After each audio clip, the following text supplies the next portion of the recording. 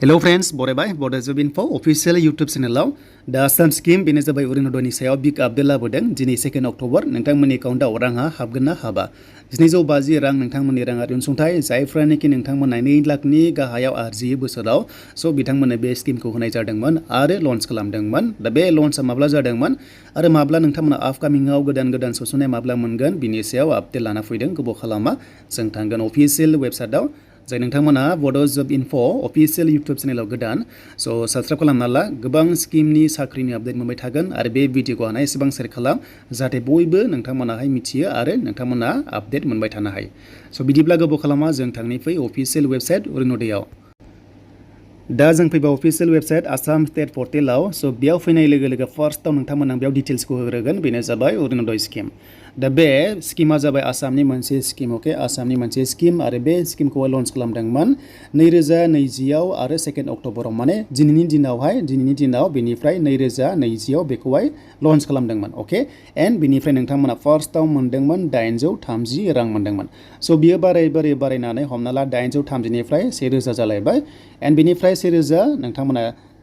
250 बेबायदि मोनलायबाय एन्ड नेक्स्टआव फैनो गोनाङा जाहैबाय स' नोंथांमोना 1400 फैनो गोनां दङ थ' 1400 फैनो गोनां दङ बेखौ सिगाङाव एनाउन्स खालामदोंमोन नाथाय माब्ला सोगोन बेनि सायाव जेबो बुंनाय दायो गैथ'वा नाथाय मोनसे बाथ्रा दिनै रां हाबगोन नामा स' दिनै रां हाबगोन नामा नोंथांमोननि 750 राङा हाबगोन नामा एबा हाबा नामा स' बेनि सायावसो मोनसे बिग आपडेट लाबोदों मानोना गोबां कमेन्ट्स फैगासिनो दङ जे 2 अक्ट'बराव रांखौ सोगोन नामा होननानै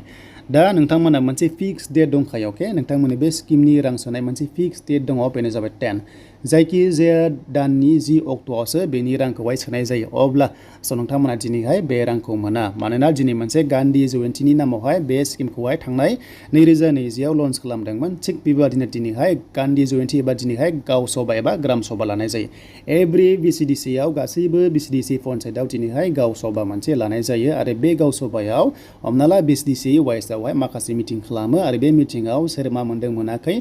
माबायदि स्किमा इमप्लिमेन्ट जानांगौ जानाङा बेखौ डिसकास खालामो अके बेखौहाय अफिसार लेभेल फैनानै डिसकास खालामगोन आरो बेखौहाय मोनसे इमप्लिमेन्ट खालामनो मोनसे टारगेट लायो BCDC लेभेलाव एबा पन्चायत लेभेलाव स' बे जाबाय मोनसे ग्राम सभा देन बिनिफ्राय नोंथांमोननि स्किमा एबा हमना ला नैबे अरुणोदयआ नेक्स्टआव माब्ला हाबगोन दा बाथ्राया जाबाय गोदान एप्लाइ खालामदोंमोन स' बिथांमोनहा माब्ला मोनगोन दा नोंथांमोननि चान्सआ बेनो 10 अक्ट'बराव जुदि सोयोबा गोदानाबो रांखौ मोनगोन 750 नोंथांमोननि गोदान जायनोखि सोसननाय दाखालिसो एप्लाइ खालामनाय बिथांमोनाहाय 750खौ 10 अक्ट'बराव मोननायनि चान्सआ दङ मानोना बेखौहाय सिगां माखासे मिडियानि गेजेरजों सीएमआ बुंदोंमोन जे 10 अक्ट'बर एबा 10 अक्ट'बराव मोननायनि चान्स दङ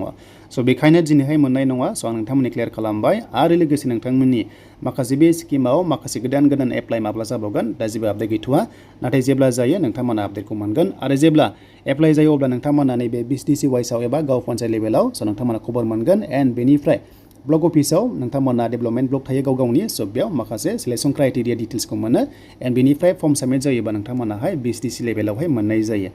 दा बेनोमोन दा नोंथांमोननि मोननो गोनां राङा जायखिजाया 10 डेट दा नोंथांमोना अक्ट'बर 10 जानाय लोगो जायफ्रा गोजाम मोनबाय थायो नोंथांमोनाथ' मोनखागोन आरो गोदानाबो मोननायनि चान्सआ दङ